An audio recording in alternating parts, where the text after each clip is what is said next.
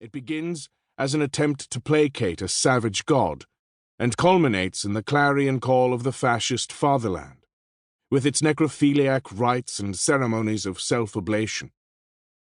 J.M. Coetzee writes in Life and Times of Michael Kay of how someone may be simply another brick in the pyramid of sacrifice that someone would eventually climb and stand straddle-legged on top of, roaring and beating his chest and announcing himself emperor of all he surveyed.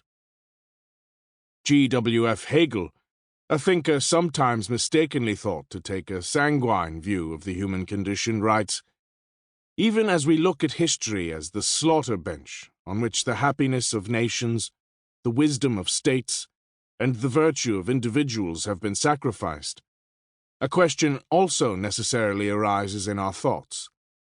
To what final end have these monstrous sacrifices been made? For conventional liberal wisdom, self-fulfillment and self-dispossession are essentially at odds. This is not the case for a more radical outlook. One must take a remarkably indulgent view of humankind, as many a liberal does, to assume that the self can come into its own without that fundamental breaking and refashioning of which sacrifice has been one traditional sign.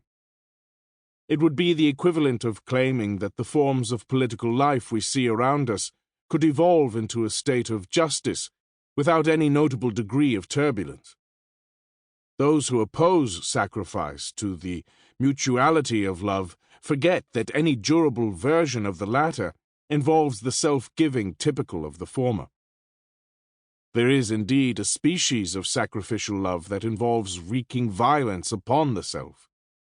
The problem is to refuse this death-dealing ideology while recognizing with Hegel that in a more fruitful sense of the term, the inner structure of love is sacrificial in any case, though we are speaking once again of reciprocal self-giving, not of the abject capitulation of one partner to the dominion of the other. As one commentary puts it, sacrifice and self-denial are not a goal in themselves, but the substance of forgetting one's own self in loving the other. Forgetting is a questionable claim, given that love enhances the self in the very act of decentering it. Even so, it provides a useful corrective to the fashionable view that sacrifice is necessarily a form of self-mutilation. That orthodoxy has been well-nigh unanimous in repudiating the concept of sacrifice as barbarous and benighted. In the wake of Thomas Hobbes, for whom the highest moral duty is self-preservation, Ronald Dworkin claims that one's responsibility for others cannot extend to excessive self-sacrifice, given that one's primary obligation is to one's own life. It is a brand of ethics well suited to middle-class suburbia.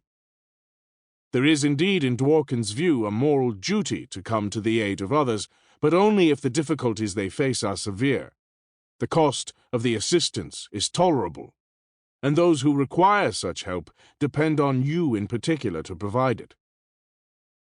In similar spirit, John Rawls opposes the idea of sacrifice for the greater good, denying that a loss of freedom for the few can be justified by the welfare of the many. Jürgen Habermas claims that rational morality puts its seal on the abolition of sacrifice, no doubt with slain goats rather than the dead of the French resistance in mind. It is remarkable that when the term sacrifice enters the discussion, the modern liberal mind turns spontaneously to such issues as domestic servitude and death in the cause of military glory, rather than to the career of Constance Markievicz or the death of Malcolm X. The modern era's skepticism of sacrifice is nowhere more evident than in its uncertain grasp of the notion. By and large, it has come to mean the voluntary relinquishing of what one finds valuable. But renunciation is only one feature of sacrifice, and not always the most prominent. It is true that it can play a major role in the practice. In his classic study, Primitive Culture, the Victorian anthropologist Edward Burnett Tyler argues that the sacrificial gift is prized by the gods not for itself, but as a token of the worshipper's yielding up of something precious. The gift must be